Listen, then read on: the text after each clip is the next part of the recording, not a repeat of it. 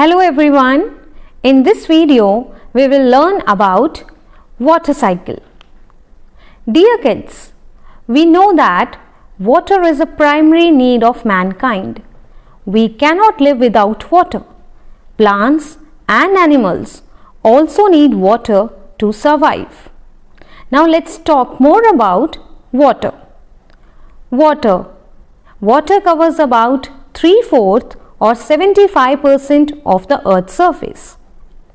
We get water from oceans and seas, from rivers, lakes, ponds, hand pumps and taps.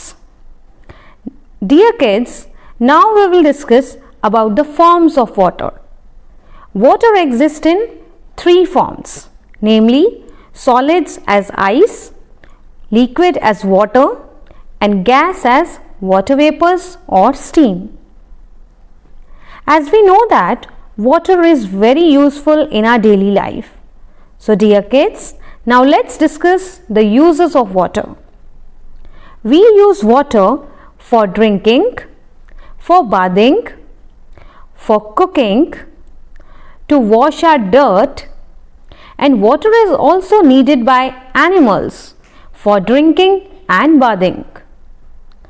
It is also needed by plants to grow healthy and look fresh. So dear kids, water is very important for us and we should conserve water. Aha! It's raining. Dear kids, have you ever wondered where the rain comes from? Or how the clouds are formed?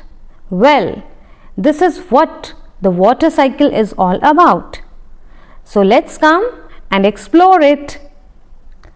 When the sun heats up the rivers and oceans, the water becomes water vapor and it rises up in the air.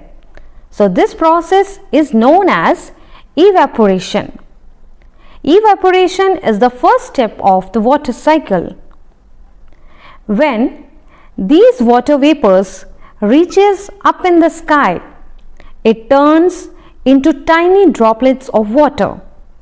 These water droplets, along with various gases and dust particles, come together to form clouds. So this process is known as condensation. When the clouds become too heavy and it cannot hold any water inside it, they burst to give out rain, hail or snow. So this process is called precipitation. As it rains, water gets collected in oceans, lakes and rivers. It even seeps through the soil and becomes groundwater. So dear kids, water cycle describes how water evaporates from the surface of earth, rises into the atmosphere, cools and condenses in clouds and then fall again to the surface as precipitation. And again this water gets collected in oceans, rivers and lakes. So hence this process goes on. So dear children, water cycle is a continuous process of evaporation, condensation and precipitation. I hope you have understood it and you liked the video. Thank you.